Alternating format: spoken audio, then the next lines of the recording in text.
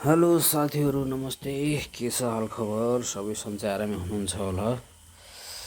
आज चाहिँ गाउँघरतिरको फर्सी र पाडाको खुट्टा मिलाएर सिटी लगाएर चट्ट खाउँ भनेको होइन। यसलाई चाहिँ पम्किनलाई चाहिँ म टक्क छिलेर, यति साह्रो थियो टक्क छिलेर त्यसपछि आडछाला चाहिँ हिजै काटेर राखेको थिएँ। यो चाहिँ खुट्टाको आडछाला हो। अनि यो पम्किनलाई चाहिँ टक्क डाइस कट काटेर टक्कसँग होइन, त्यसपछि यसमा तोरीको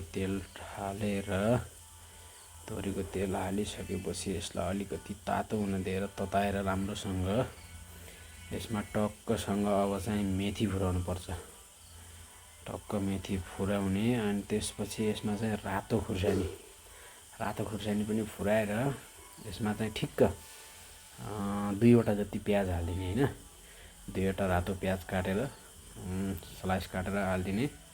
अनि प्याजलाई हालिदिइसकेपछि यसलाई टक्क भुटेर, प्याजलाई अलि रातो हुने गरी भुटेर यसमा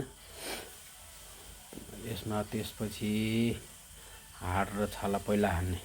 हाड र छाला हालिसकेपछि यसलाई मजाले चलाउने। त्यति धेरै पड्काउनु पर्दैन, पाडाको चाहिँ त्यति धेरै साह्रो हुँदैन बाख्राको जस्तो।